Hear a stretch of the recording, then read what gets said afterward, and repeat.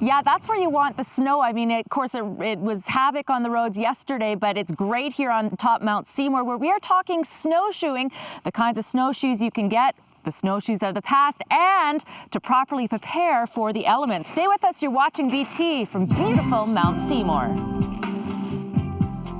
Lots of new snow here, Janie. It's perfect for snowshoeing. I think 2 meters in the last 2 weeks and about 10 centimeters the last overnight here. That's right. Beautiful fresh powder as well. Exactly. Okay, so we're talking snowshoes, and they have come a long way. They sure have. You can see these old ones. They're made out of wood and sinew, which is a lot different from the metal, the aluminum, and the plastic. You can see the plastic ones here.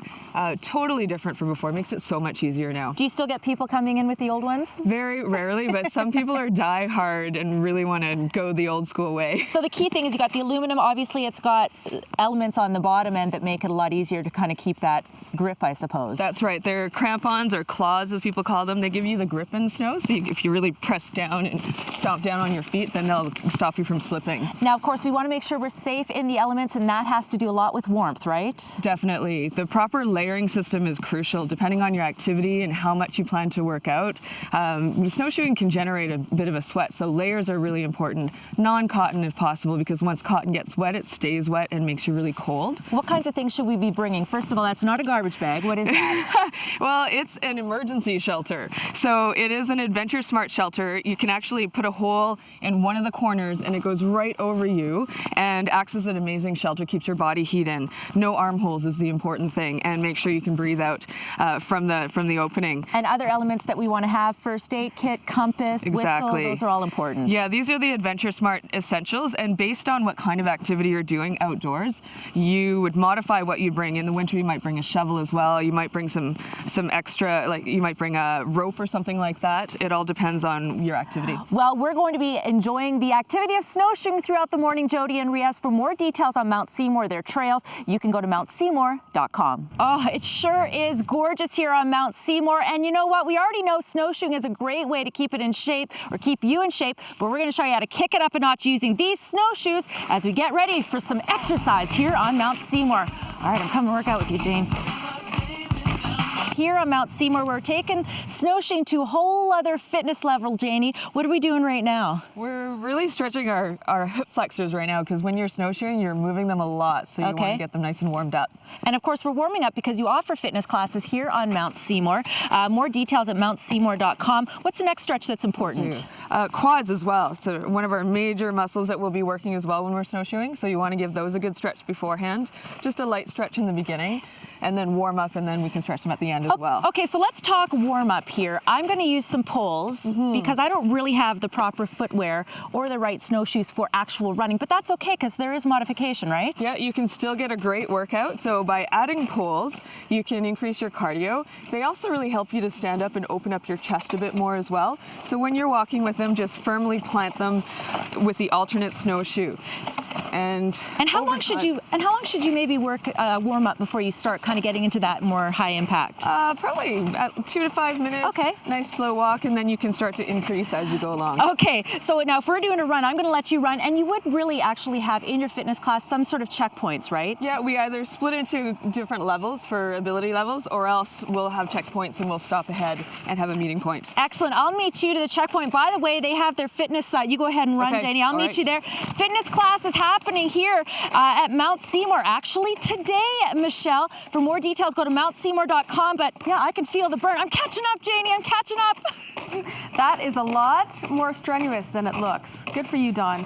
Snow is fun, everybody. We are here talking snowshoeing for the whole family, ways you can get the little ones involved. Next, stay with us. You're watching BT. Yeah, it's beautiful up here, and hearing that song coming in to break these trees look like the trees from Whoville, Janie. Beautiful here on Mount Seymour. We couldn't have asked for a better day, and we're getting the kids involved here in a little snowshoeing. First off, we've got little Cypress, and we've got Quinn, and I love the snowshoes.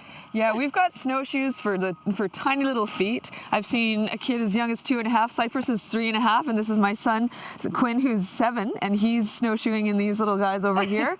Awesome. And Josh, I know that you teach one of the courses here as well. We're going to talk about that in a sec, but let's talk about some of the activities that parents even today can do with their kids. What kinds of things can we do with them?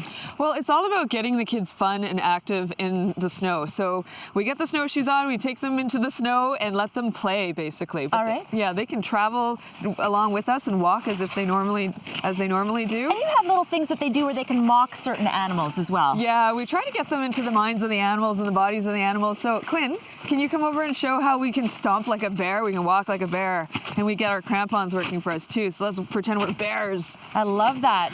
And then if you want, can you show your snowshoe hare hop? You want to do it with me? Okay, whoa.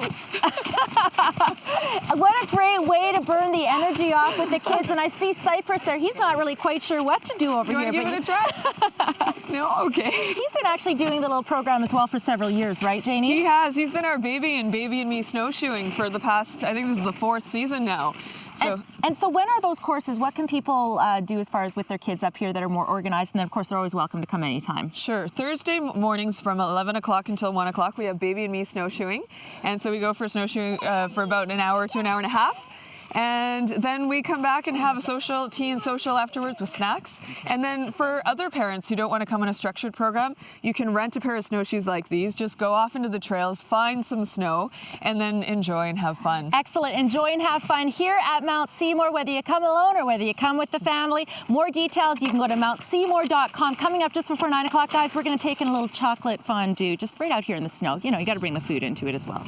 Not to worry, I've already been hooked up, and we've talked about a healthy breakfast. Thanks very much, Jody. But we are going to be talking about a little bit of an indulgence, something you can take in here at Mount Seymour, perhaps the perfect Saturday night date night, little fondue on the mountain. Stay with us. You're watching BT.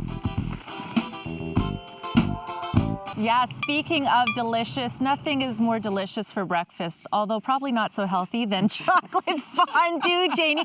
And it's so funny, Quinn here is your son, and he was just waiting for you to pour that, right? He can't wait to dig in. He's only allowed, what, chocolate for breakfast twice a year, you figure? Once or twice. Once or twice maximum. Go ahead and have some. Yeah, we've got Nicole, our intern here. We've got Josh. We've got Cypress. Cypress, how you doing? Pretty good? You're excited? Chocolate for breakfast?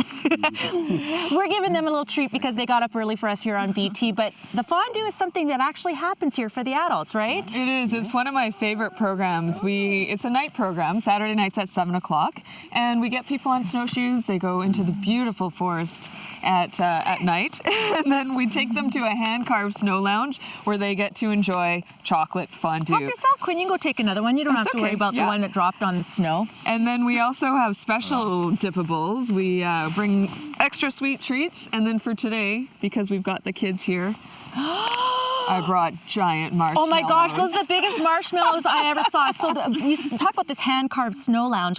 I don't have to carve it myself, do I? No, we do all the work for you. We make it look beautiful, and then you just approach it on your snowshoes and see the magic of it, all lit in candles. Wonderful. Well, it certainly has been a magical morning here on Mount Seymour, where we've done snowshoeing for adults. We got the kids involved, and we wrapped it all up with a little chocolate fondue, Jody and Riaz. For all the programs that Mount Seymour has to offer, you can go to mountseymour.ca. Have one of these marshmallows. Oh. Nelson, go ahead and help yourself. Come on. Not gonna have a marshmallow. Oh, I'll have a marshmallow. Okay. Oh, that's the biggest marshmallow ever. This is great, but that looks delicious too, Joan. I'll eat it all. How about a pineapple dipped in chocolate on your Weetabix? Do you think Alyssa would approve?